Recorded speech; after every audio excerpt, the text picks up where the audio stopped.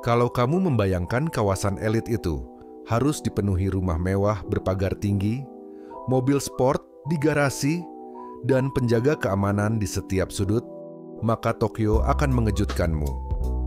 Di kota dengan salah satu biaya hidup tertinggi di dunia ini, kawasan elit justru terasa tenang, terbuka, dan sangat manusiawi.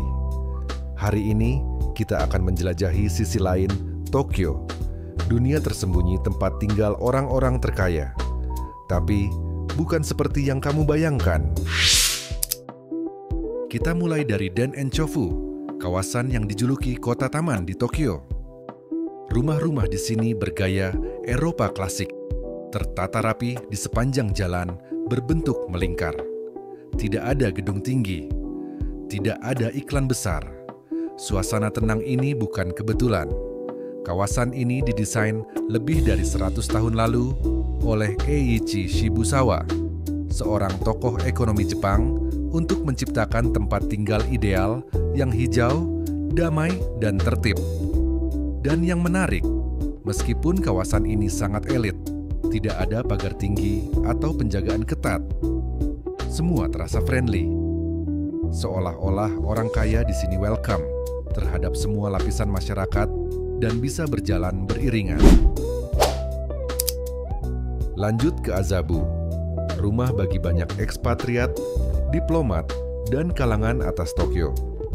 Di sini kamu akan menemukan kedutaan besar, sekolah internasional, dan kafe bergaya Prancis berdampingan dengan kuil-kuil Jepang kuno. Azabu menunjukkan wajah kosmopolitan Tokyo. Orang-orang dari berbagai budaya tinggal berdampingan, tapi tetap saja semuanya tertata dengan rapi. Meskipun ini kawasan orang kaya, suasananya tidak sombong. Bahkan, anak-anak sekolah biasa pun bisa dengan mudah berjalan di trotoar yang sama dengan anak dari duta besar. Sekarang, kita masuk ke jantung kekuasaan yang bernama Bancho. Berada sangat dekat dengan istana kekaisaran, Bancho adalah tempat tinggal para pejabat tinggi, politisi, dan tokoh penting di Jepang. Tidak banyak yang bisa dilihat di sini dari luar, dan itu justru bagian dari eksklusivitasnya. Rumah-rumahnya tersembunyi di balik pohon besar, jalanannya sepi, dan papan iklan nihil. Tapi jangan salah, di balik keheningan itu, kawasan ini menyimpan kekuatan sosial dan ekonomi yang luar biasa. Tidak mencolok, tapi kamu tahu, kamu sedang berada di wilayah para elit.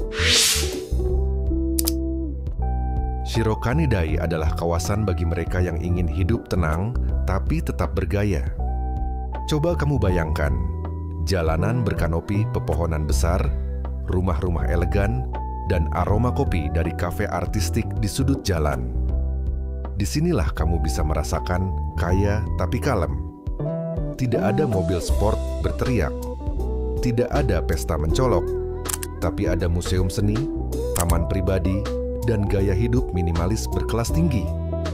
Mereka yang tinggal di sini bukan hanya kaya secara materi, tapi juga kaya secara intelektual dan estetika.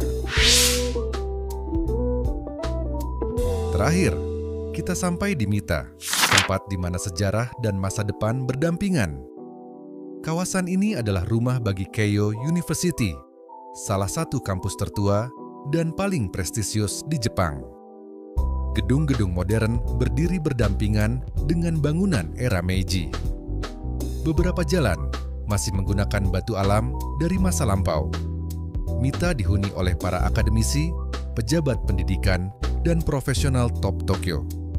Dan yang menarik, meskipun berada di pusat kota, suasananya sangat bersahabat dan tidak terasa menekan.